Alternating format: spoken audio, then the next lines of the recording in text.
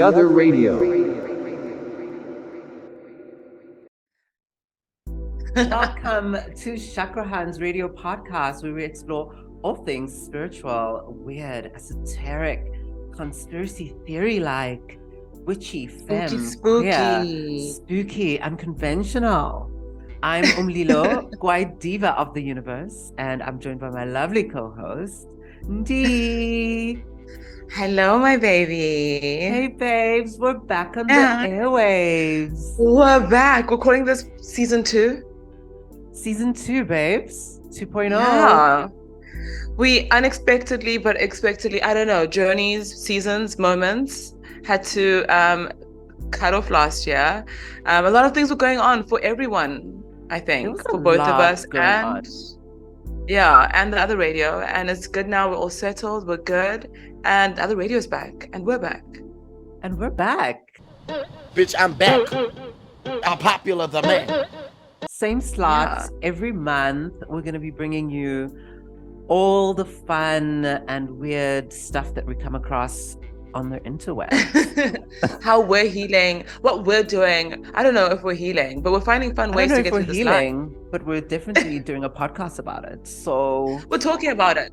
We're going to talk about it. We have to talk about it. Like Lisa Rinna said, let's talk about it. Over for 3 years.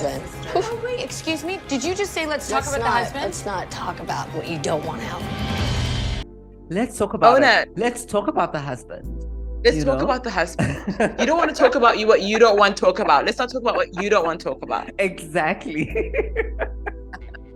So we're super excited. We've got a lot of great music coming up. It is Pride, all over the world. The girlies, in especially the Northern Hemisphere, are in their summer bikinis, girlies are living their best. And in their harnesses and are living their best lives. And why does it sound a little judgmental? Are we judging? Are we missing out? Are we having FOMO? No, I've been to many prides, my dear. And speaking of, we're not doing Pride this side. What we do have to celebrate is the release of your new album, which came out a couple months ago. And has been on my playlist, preparing me for this Pride season. And so we're going to have a little bit of a listening party with some of our favorite songs from your album and have a little bit of a chat about your album and how you made it. And I'm so excited. I like that, a little catch up. A little catch-up moment, so much has happened. Some of us have given birth and are like 20 pounds lighter. And so I'm very excited to talk about this journey into motherhood. And this journey into being an album artist. It's a big deal in the world of music. It is a big deal. Well, considering that I've known you for as long as you've worked on this album and I've seen the evolution, we can't get into it right now, else we're gonna I'm very, very proud of you, baby. Thank you, my love. It's been so nice, just like releasing stuff. I think at some point last year we talked about release the girls and release the girls. And I felt like this year I had to put it into practice in a lot of different ways. So this is just one way that I've done it, but more on that later for sure.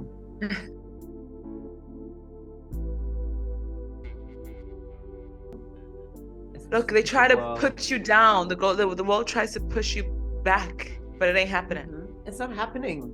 We're not today. Closets are for clothes, and we're not going back. And even that, they have to be walk-in. We're not going to be hiding in. It's walk-in closets, please. Yeah.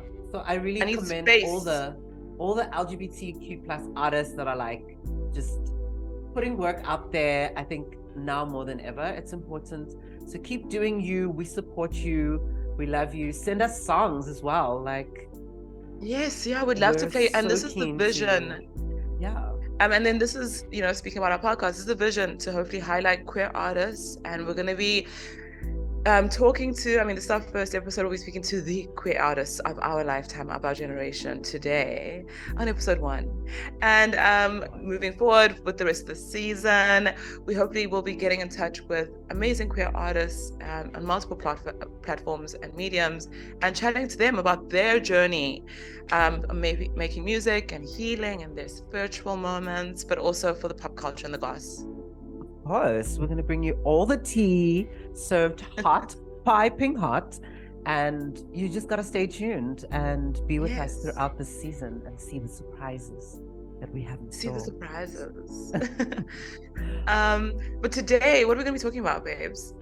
So today we're going to be talking about sound healing, as our kind of intro foyer into this new healing journey that we're going on. And I thought it was very appropriate, since I felt like when I was working on my album and was working on, new material, that sound has become a huge part of my healing and like my day-to-day routine. And I think we're just going to bring a little bit of awareness to it, because I think a lot of people are already doing it. You've probably noticed at certain moments in your life, you gravitate towards this type of music, or at certain like happy moments, you gravitate towards this type of music. And that is kind of sound healing in a nutshell. It's just that there's now a whole industry that kind of backs it up. So you can actually go to a wellness center and have a practitioner, health practitioner or healing practitioner. Yeah, and get some sound therapy. Sound therapy where you get to just like lie on your yoga mat or on a very comfortable kind of surface, and you listen to all these beautiful frequencies and instruments being played while your body just like takes it all in. I mean, I had like the opposite experience, but the same, and that I needed the lack of sound for therapy. And that all therapy for part of my healing journey at the beginning of the year, I went to the middle of nowhere, the bushes, and there was no sound. And that, well, there was the sound of like nature, like not even the birds were being disruptive. They were trying to be cute. They were very cute little chirp, a cute chirp, very quiet chirp. That. Very quiet. But like sound plays such a big part of your energy and how you take in, any type of energy. Oh, yeah. And we saw here like the sound therapist Fazana Ali said that like sound is like a holistic practice that allows you to sink deep into a state of meditation. That's what sound is. Even music, it's like it allows you to meditate using like it uses therapeutic instruments. I mean, some of the instruments that on your album and how you've compiled some of your sounds, I think have a very like healing, very therapeutic element to it.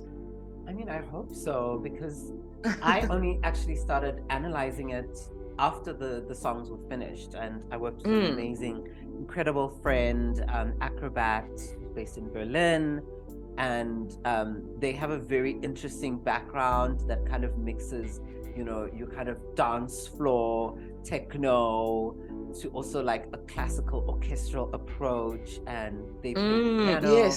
So he was like such a huge influence on the sound. But as you say, like you gravitate towards certain things that like make you feel something, and for me it was definitely exactly that. It was like finding those frequencies, and that's exactly what we're talking about today, is that there are a lot of different frequencies that you can tap into. The lowest recognized solfeggio frequency is 172 hertz, and that's called the healing frequency, and that has kind of the greatest impact on the body and physical health, and spiritual and mental health. So there are so many, like, I guess, like, where do we find electromagnetic points in your body that like respond to certain things. Like you live by the ocean, for example. There's a lot of people who find healing by being in, the soothing sounds of the waves crashing. And then there's some people like me who, when I was kind of seaside, and maybe it's like a weather thing, some of those sounds weren't as soothing to me because it kind of it like gave me anxiety. It was like it was triggering something else in me, like hearing waves crashing or like a violent kind of like thunderous, for me that was not it. And for a lot of people that calms them and soothes them. So I think everybody's also different. And I think that's why ASMR I saw TikTok. I'm gonna be honest where I find these things. It's TikTok. Exactly. And they were speaking about how people perceive music, right? So like some of us listen to like melodies or harmonies, that kind of instrumental thing. And some people listen to lyrics, so like very verbal kind of connection to music. And I think that also plays a part. It's all like neuro stuff. We're all neurodivergent apparently, which is great. But there is a thing, like I think about it, I couldn't tell you unless I listen to a song intentionally for the lyrics, I wouldn't be able to tell you what the song's meaning is. I'm here because the actual like instruments and the melodies of the song, like I'm hooked in. I'll listen to a song over and over again because of that. The lyrics don't play such a heavy part in that. And I think some people work differently as well, where they specifically love a song or hear a song for lyrics. It's like poetry, I guess, in a way. Yeah. No, exactly. Some people are more kind of text driven. Some people are more voice driven. Some people are more kind of instruments, and also certain types of instruments. There's been so many studies that have proved that basically like 80% of human beings gravitate towards the same sound. And that's why when you look at pop music, they use the same kind of song structure. And now when you add in our attention span of like, you know, you can't focus more than 3 minutes. So a pop song has to be like 3 minutes with these certain chord progressions and a hook, and you've got it, you know? So it's kind of like, and most people without even noticing it will gravitate towards that sound. It's so fascinating. It is. It's sad though. I hope it's not like, because now we also have to just be aware of what sounds we're influenced by in our daily lives. I'm like one of those people that like, I need to hear something. I need something to be like going, to feel like, you know, but like this, we have to be aware of what it is. Like you have to be so intentional about what sounds you have in your space, because I think, as you're saying, some of it could be manipulated to how you feel and how you're going to move about your day. So maybe curate it a bit better. Yeah, I think instead of the algorithms, or let the algorithms curate it for you, but with control, because, you know, I think now we just let the algorithms do everything, and then you're like, okay, I don't have to do anything. But for me, like when I started out making music, well, the best part about it was finding, you know, and obviously it was a different time where you like find music on the internet and you have MP3s and like all sorts of stuff. And like, so long ago, I don't know that. That's different place. Time. Oh yes, that was like post 2000. I forgot. Very young baby.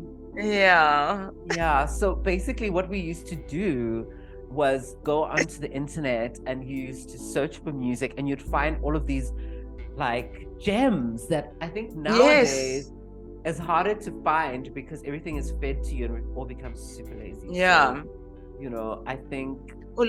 Listening to like a whole album, and I think that's why people are going back to kind of like the vinyl and record player phase of just like, I cannot skip to the next song, I cannot change, just sit down and listen to the whole album. And I think there is a conversation about, are people making albums nowadays, whatever, everyone's had that conversation, but it is that thing of like, am I listening to a complete body of work, or am I listening to like one track and like 3 other things to hold it in an album?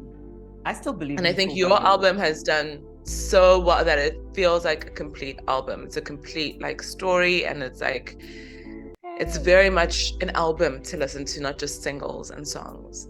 No, exactly. I mean, I've been a lot of the time releasing singles, and I love singles. I love having a moment and then, you know, moving on. But I do think albums are so important that when you have a full body of work, it's nice to have, as you say, like a story, but also have something to say. You know, I think we live in a time now where people make music for the sake of making music. It's like, oh, I gotta keep up with this, you know, algorithm and keep pumping out the tracks. And I always admired artists like your Sade's, who can disappear for like 10 years and then come back with a great album. You know, in many ways I see myself as that type of musician, of like, I make music still for the joy of it, still for that like pure essence that got me into it. And I guess because I'm not a chart artist and all of that, I don't have that pressure to make, you know, stuff that's going to go onto radio or whatever. So I can make stuff that's really close to my heart and that's completely curated by my experience. And I think that's also rare in this day and age because, you know, it's a fast-paced life. You gotta keep up with the TikToks. You do, but like none of your songs feel like limited in that way.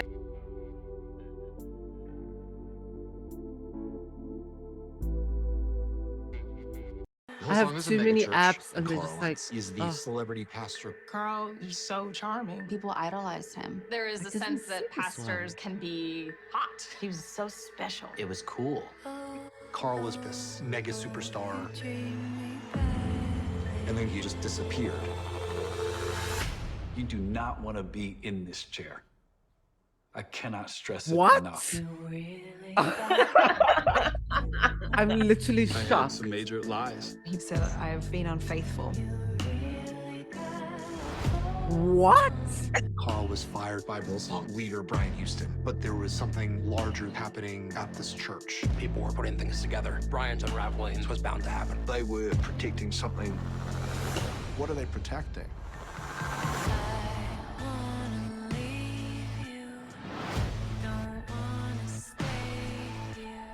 Brian's pushing people to the limit. Hillsong culture is loyalty to Hillsong. There was a series of violent criminal acts against children. Did you cover up your father's sex abuse? They had meetings about not telling anyone. It's child abuse, labor abuse, sexual assault. We are fearful of what is ahead. I've never seen anything like this.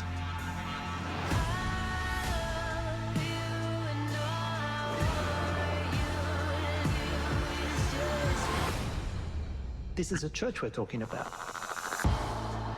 Carl Hunz gets a very nice redemption arc with this. This is nice PR, good PR. This is what I'm like shocked by, because I watched the Hillsong A Mega Church Exposed, and they couldn't get an interview with Carl because that whole documentary focused a lot more on Carl and his shenanigans. And there wasn't anything from him. So it was all the people, church members and people that knew him. But he didn't do an interview for the Discovery Plus series. Interesting. So the Secrets Exposed is look, he exposes all his secrets. It's very exposed here. We know exactly what went down. So essentially, it's a documentary about the Hillsong Church, which we all know our God is an awesome God. They've got the albums, they've got the bops. It's a fun church.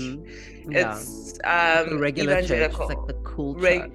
For the cool church, for the cool people. Kids. Anyways, his congregation is in New York City, and I guess also in LA, and he became friends with celebrities, Justin Bieber. He was on red carpets and everything. I'm like, oh, excuse us. Very sanctimonious, is that the word? Yeah, like, you know. I mean, and as one does when one preaches and judges, one is hiding their own dodgy dealings, and he was out here having affairs. The one woman was his nanny, and this woman was in the house. The wife kind of caught something, and then she's like, and the wife is so the wife, by the way, is so the Brian, wait, what was the name of the Australian church guy? Brian Houston. Brian Houston. Grew up with Brian Houston, was essentially like a daughter to Brian, was either like a niece or a goddaughter to Brian Houston. And so Carl and this girl, Carl Hunz, they met at the Hillsong University in Australia. Basically, people go become pastors.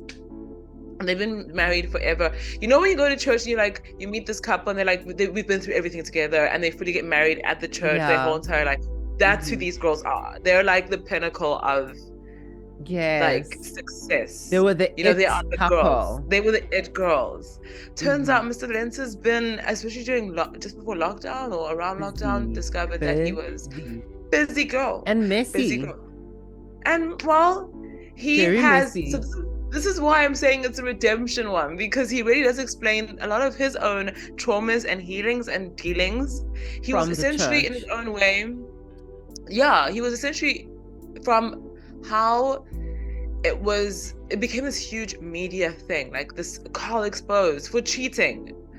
Not that cheating is not a bad thing, but to be clear, what his great sin is he had consensual, sexual, romantic relations with another woman that is not his wife. He was cheating. And essentially cast out of the church. They used him as a scapegoat in some way. Yeah. Because a lot of media was focused on that. Also, he did take advantage of a lot of church members, staff, for sexual favors, and those were the allegations that you see in Hillsong, a megachurch exposed. So that's why I'm super interested about like, what does he omit and what does he talk about in this one? Okay. Because he speaks about everything. Why are you telling me this? Because I'm not gonna lie. Well, it seems like you and me have to swap documentaries. We have to swap documentaries, and you need to watch Hillsong, a megachurch exposed. Yeah. And then I'm gonna watch Secrets Revealed, and then Powwow, because I feel like that will give us the holistic. That will give us the holistic experience of this church and the shenanigans that have been going on. When we go further in, just like they also exposed the church. Essentially, Brian Houston's father used to also be. Oh yes, I know about that. You know, it's like that's public knowledge, and that's out in the open and everything. And so they were also like, Australia was doing a big investigation into a lot of churches and religious places that would like, what is their history? And so they were rectifying that at the same time that this story was happening. Anyways, Collins has moved to Florida. He's giving Jesus daddy. He's fully like him and his wife are good. I do not condone this. I want people to heal. I'm on a healing era. And I don't forgive, I believe the victims and totally get it, but and from what I understood, I'm gonna watch your version because it's interesting that he knows all these other things. Because I fully feel to like, me, I feel the like way the this PR documentary exercise has worked on you. Like Hillsong PR got you good, girl. No, I was never gonna. No. I was just looking at him and saying, like, you know, it really made me but be introspective about how much space do we give people once they're cancelled, once they've been publicly shamed, once they've been and I think there's also levels to this, like obviously like assault and everything like people have to deal with how they will, like, now in my assumption and how it was presented to me in this story was that he had just cheated, and that is honestly up to his family to decide. Obviously he's like failed his congregation and he's done steps, like now he works in marketing. I should have known. Actually, I take it back. He works in advertising now in Florida. This is how people get into cults, guys. Please. I know, it's so easy. What information you take in. Exactly. So yeah, I think people must go watch the documentary. Yes. Tell us what you think. Hit us up on Instagram and we could discuss this further, because I mean we could talk about this all day. But I know, and if it's not too triggering, like be ready for the trigger warnings, and it's a bit intense. It's very intense. It's like at least we know that we're talking about it now, and people can like at least share their experiences. Because sometimes like knowledge is with power. These things, it's just just be aware. Just be aware, guys, wherever you go. Okay, good people. We are at the end of our little season 2 of Chakra Hunz. The beginning. Premiere. And obviously, as tradition, we're going to take some of the traditions that we started with last year, and some of them we're going to turn them on their heads. But one thing we decided that we have to keep is our little monthly tarot card to get you through to the next month. And this month, we have the Tower. Now, don't despair. The Tower is usually in tarot that image of like this big tower kind of destructing and falling apart, and things are falling out of it and windows are breaking. It very much signifies chaos and crisis, which I think a lot of us South Africans have become very accustomed to. It's very flight or fight mode. It's giving flight or fight. It's giving unexpected and disruptive events that shake the foundation of life. It's a radical shift, but there is always a plus side to all of this. Okay. So this kind of crisis forces you to abandon old ways and embrace change. And also, it can be a huge destruction of old structures. So it can be a destruction of outdated belief systems and institutions, including government, that no longer serve you or serve people. And it could really mean liberation and revelation. So I think it's really a cool way to begin, especially the month of July, seeing that we are slap bang in the middle of the year. It's time for a revolution. So embrace the tower in your life. And tower moments are usually things that like happen that we have either ignored or chose to not focus on, and eventually it's like, hey ma'am, I'm here, and then it's like boom, you know. But it's things that my tower moment sitting right there. That cat, he's my tower moment. I can see him now. It's giving tower energy. Don't put that on that poor cat, honestly. Very interesting, this reading. I'm feeling it, I'm receiving it. I don't know about a revolution. I don't care what the governments are doing, but I'm down for a revolution of life. I want like a fun new start. Let's be fun. Yeah, I'm ready different. For a start. Also, let's not be afraid to really break down systems, because we're going through a world recession. We have an energy crisis, water crisis right here in South Africa. There's wars.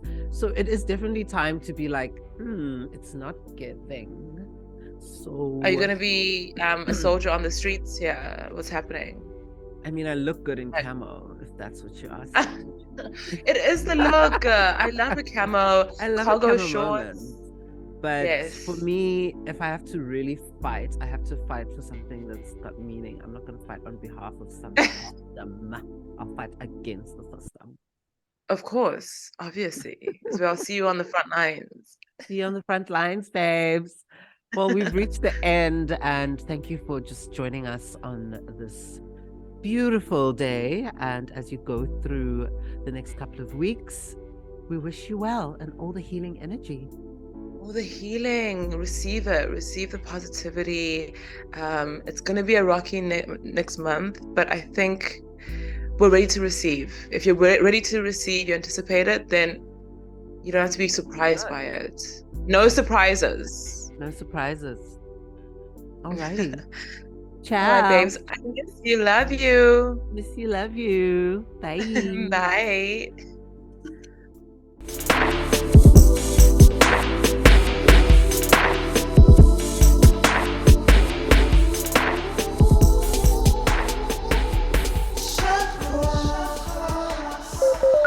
The Other Radio.